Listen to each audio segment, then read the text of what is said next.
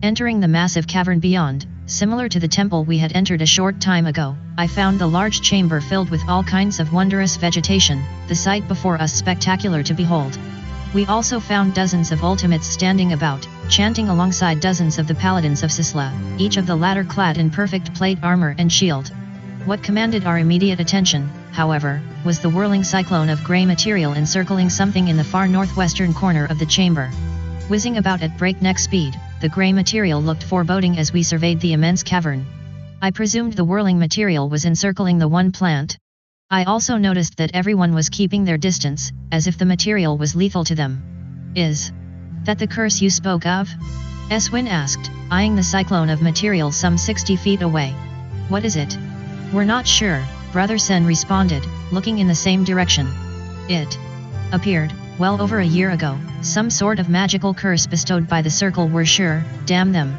Nothing we've done can break it, which is why we need you," Kokolata added.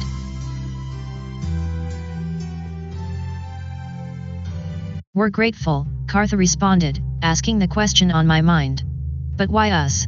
"There is something you possess which is unique amongst all of us here," Darius responded honestly. "I've witnessed it myself many times. Only you can succeed where we have all failed." Still not the answer you were looking for, Kokolata and Sen ordered us forward, the latter leaving a last bit of advice.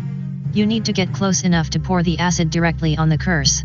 Still unsure, I nodded affirmatively and slowly led my party toward the whirling curse in the distance, readying my bottles of acid. My heroes looked at one another, quite nervous there in the cavern and not at all convinced that a little acid could somehow undo such a tremendous magical curse. I sense tremendous magical power from this curse," Red Fern whispered behind me, almost in shock. "This likely is the work of the inner circle." It took several tense minutes to slowly approach the encircling curse, the material appearing like hundreds of pounds of grey gravel revolving around the one plant at dizzying speed. Indeed, as we approached to within spitting distance, I actually felt a strong breeze from the bewildering curse. While I had yet to be directly threatened, the curse appeared extremely intimidating and I didn't truly believe a little acid would affect it in any way. Still, here we were, it was time to do something.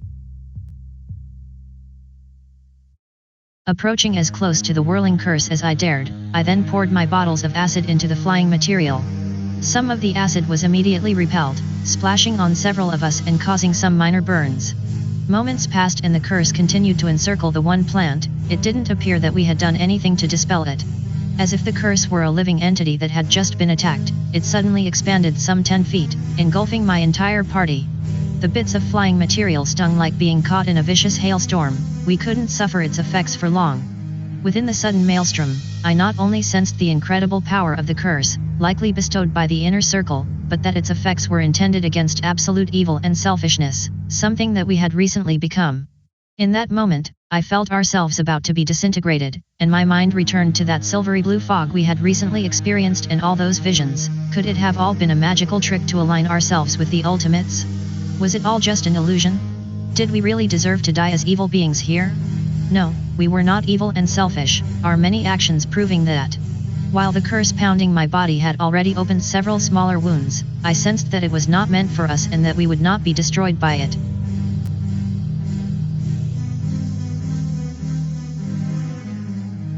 Then, with a sudden flash, the flying stones disappeared, the curse was suddenly gone.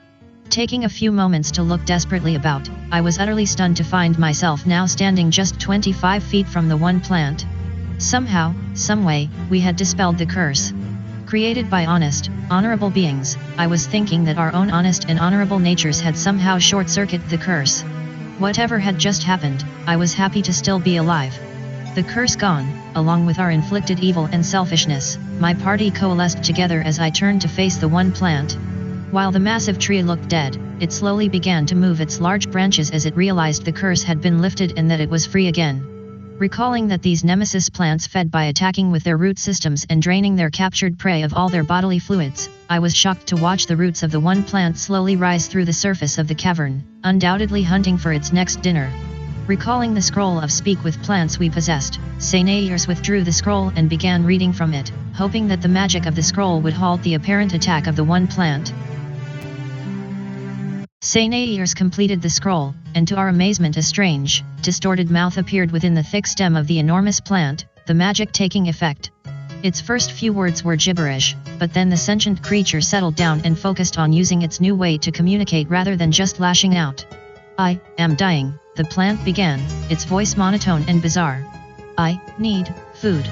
Recalling what the nemesis plant back in the caves north of Tobin did to Ariana's brother Benjamin, I recognized we needed to act fast. We dispelled that curse.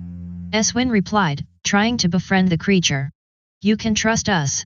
A few tense moments passed, the exposed roots of the one plant flailing about along with its many branches. "Humanoids, before me," the one plant then responded, its voice suddenly angry. "I sense unwanted goodness in you." The reply was shocking, as we had recently had all manner of kindness, altruism, and genuine goodness temporarily stripped from us. About to respond, I was surprised by High Priest Cocolata, Darius, and Brother Sen, now standing just behind me. "Yes, Exalted One," Cocolata commanded back. "They are all goodly and pure of spirit, they will be especially satisfying to devour." "The curse placed around you was incredibly powerful, a sort of disintegrate evil that destroyed any ultimate who touched it," Darius added, almost cheerful. "This goodly adventuring party was needed to dispel the curse and set you free. You lured us here?" Redfern recognized, stunned as he responded to Darius. "You were a traitor to our party all along? Ariana was right about you," Eswin cried, now wanting nothing more than to decapitate Darius right here. "The Geese spell forced him to recruit and then betray you," High Priest Cocolata responded, no longer needing to fool our party either. "Darius had to be magically changed into a good person so you would believe and follow him here, just as our Hall of Visions magically changed all of you into bad people. Thanks to the tainted water I left all of you outside of blue," Brother Sen added with a devilish grin. "That water reacted with the silvery mists of the chamber to ruin all that self-righteous nonsense all of you carry, making you believe you were one of us. And you then did exactly what we asked," Darius added. "You dispelled the curse and set the one plant free. You're saying that we came here to destroy the one plant, and instead we saved it?" Redfern queried, already knowing the truth in his heart. "Not only that, but we dispelled the curse likely cast by the circle in the first place," Cartha added, also recognizing the tremendous harm our party had done here. "They're going to execute us for sure once they find out what's happened."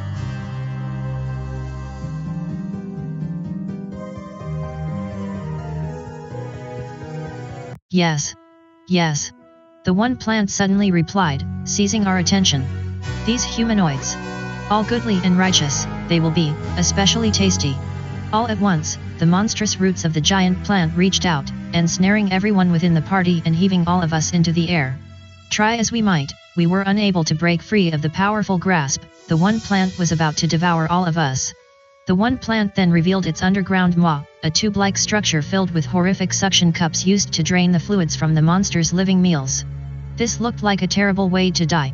"I told you, you were all a means to an end," Brother Sen then ridiculed, adding insult to injury. "You played right into our plans, and now the one plant will feast on all of you.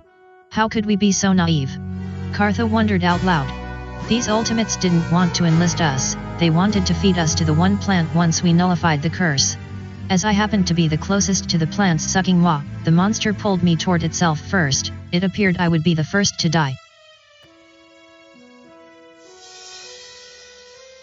Just 20 feet or so away, I was overcome with intense anger as well as betrayal, so unbelievably upset that I had let myself and all my friends be duped in such a horrible way. Given all the anger, bitterness, and frustration, coupled with all the adrenaline now pumping through my veins, my mind and spirit were suddenly able to overcome the fear antidote that had poisoned me a short time ago, not only dismissing all the evil, selfish, self-centered thoughts that had been clouding my mind, but I learned a great many things, truths that would certainly help me in the future, if I could somehow survive this. As I was dragged to my presumed death, I continued to hear the voices of Cocolata, Darius, and Sen from behind, each congratulating the other for executing a perfect plan to draw our party here, dispel the curse that was slowly strangling the one plant, and then make us fodder for the monster to quickly regain its strength. "Well done, both of you," High Priest Cocolata said to both Darius and Sen, praising them. "Once the one plant has consumed these goodly heroes, it will be invincible again, and we can continue creating more nemesis plants to spread throughout the world. Let's watch the one plant eat their leader first." "Eat this, monster!" a familiar voice suddenly cried out. Looking back, I couldn't believe my eyes as I spotted our former ally Ariana standing nearby, wearing an ultimate cloak but her bow out and arrow already knocked, aiming straight for the one plant. Ariana winked at me, then let loose with her arrow, some sort of potion carefully strapped to the missile. Before the one plant could react, the arrow found its mark, striking the open maw of the monster and the potion's glass shattering on contact. Immediately the one plant gagged and coughed, the plant poison contained within already doing its work. Severely wounded by the attack, the one plant began to convulse, its many branches and roots flailing out of control and dropping me, along with the rest of the party, back to the cavern floor. No! High Priest Cocolata screamed, raising his hands to his face in extreme shock. Ariana then turned back toward the far end of the garden, calling out to someone yet unseen. Now, Sliven! Let it hail! All at once, a mighty storm cloud appeared over most of the ultimates and paladins, and before they could do anything, the cloud hammered the men below with hundreds of large hail bullets, the ice storm spell causing both utter chaos as well as significant physical damage. While Cocolata, Darius, Sen, and all the ultimates and paladins fought the sudden ice storm spell, Ariana dashed to my party, all of us so surprised to see her. Lomtora, Eswin, Redfern, all of you. Here, drink this, quickly. Ariana reached out to all of us, exposing a special water skin. Opening the skin, Eswin eyed her suspiciously. What is this? All of you have been poisoned by the fear antidote. It's an antidote to the antidote, quickly, drink. Do as she says. I ordered my heroes, realizing that they may still be suffering from the effects of the fear antidote as well. Now, each of us partook of the water skin, the liquid not only refreshing but allowing everyone to come back to their senses, the overriding evil and selfishness quickly a very unpleasant memory. Ariana, but how? Eswin asked, still a little groggy. Unable to control her enthusiasm any longer, Ariana threw both her arms around Eswin and hugged him, the warrior allowing his emotions to show and placing one arm around her as well. And with that, each of us embraced Ariana, our adventuring party whole again. How did you find us? Redfern asked, the obvious question on all our minds. After you left with that ultimate Darius, I returned to Sliven's manor and told him what happened, Ariana began, providing a quick explanation. We've been tracking you all this time. Confused, Ariana reached for one of my pockets and extracted the small magical gem Sliven had dropped in there shortly before we left for the Dwarven Ruins, some sort of magic tracking device. And where is Sliven? Kartha asked, looking around.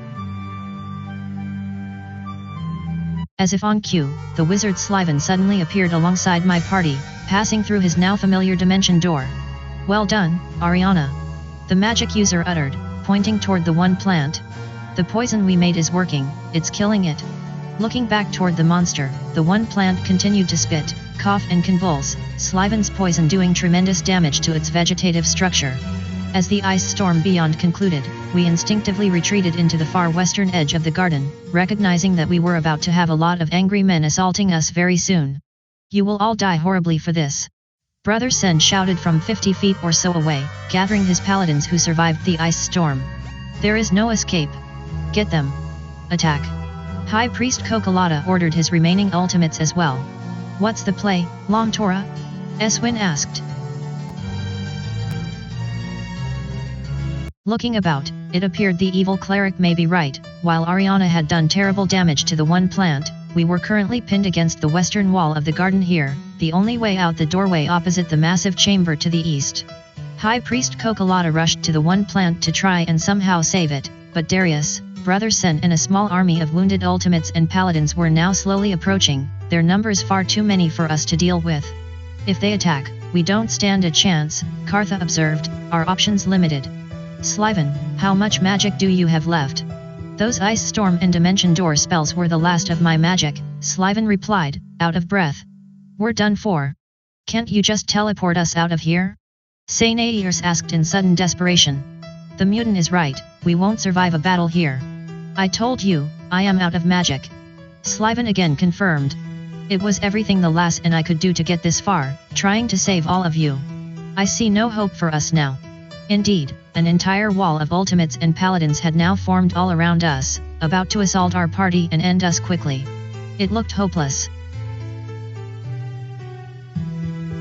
Feeling unusual warmth from within a pocket, Ariana withdrew the heart-shaped necklace she had found within the dwarven ruins, the ruby suddenly glowing.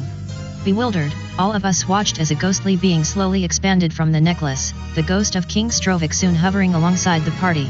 Utter hatred filling his undead eyes, the wretched spirit nodded to us and then threw itself into the line of ultimates and paladins beyond, initiating an incredible battle. Not prepared to fight such a powerful undead monster, Darius, Sen, and all their men turned their focus to the ghost of King Strovic, hitting it with everything they had. While the ghost of King Strovic had bought us time, the situation was still dire.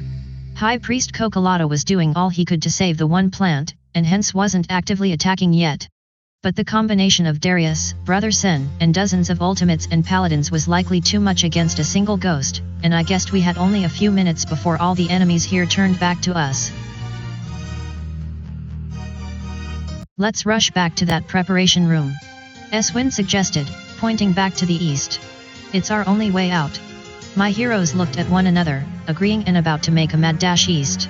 Suddenly, a large, floating eyeball appeared just above our party, a magical apparition that looked all about as if scanning the entire underground chamber. Everyone turned to observe the strange eyeball, stunned by its appearance and, at first, assuming it was magic from the ultimates beyond. It's the inner circle. Slyvan whispered, horrified by the spectacle. This is very bad. The eye finished its meandering and locked its sight squarely on our adventuring party. A moment later, we found ourselves teleported into an entirely new location. The chamber we had been brought to was utterly massive, perhaps 100 yards across, and appeared to be made entirely of tree branches, the location interweaved into the upper canopy of a dense, majestic forest. While the dome of the location above was utterly spectacular, our eyes were immediately drawn to the dozens of ancient men and women around us 50 feet away, seated along a collection of magnificent benches that encircled the massive circular table we were now standing on, a table that appeared to be floating in midair within the exact center of the chamber. Most of the people here were human, although I did see a few elves and dwarves as well. Each were dressed in the same long, brown robes, and each appeared quite old. All of them were staring at us, and they didn't look happy to see us. Glancing at our party, I quickly counted that everyone was present except for Slyvan. For some reason, he wasn't teleported here along with my heroes. Glancing about, I spotted two familiar faces. The first was the Inner Circle representative Margaret, who I initially met back in Tobin what felt like a lifetime ago. The second was the Inner Circle member Vel, who turned us loose back in Kathleen. Making eye contact with him, he just looked away, apparently angry with me and my party as well. Now where are we? Eswin whispered alongside me, the fighter sensing that we had been brought to a very bad place. The very last place we want to be, Redfern whispered back, keeping his eyes on all the elderly wizards here. This is the Dome of Decisions, we stand before the Inner Circle itself. My heroes subconsciously huddling together atop the levitating table, I continued to gaze about, the truistics here incredibly angry with all of us. Redfern was exactly right, this was definitely the last place we wanted to be. A moment later, an extremely old woman sitting in a stone chair slowly rose into the air between our party and the livid circle wizards beyond, her wrinkled frown angriest of all. She then pointed a bony, trembling finger at all of us, her voice amplified by powerful magic and quite threatening. You are the rogue party that unleashed the Hellions and destroyed our curse around the one plant. We have been patient, but now it is your time to die. The ancient woman then began a spell, likely about to obliterate all of us. And that's a wrap of episode number 45, Jep Power Tower Dungeon Endgame. Expect additional episodes every few weeks as the story continues. Looking for much more interactivity?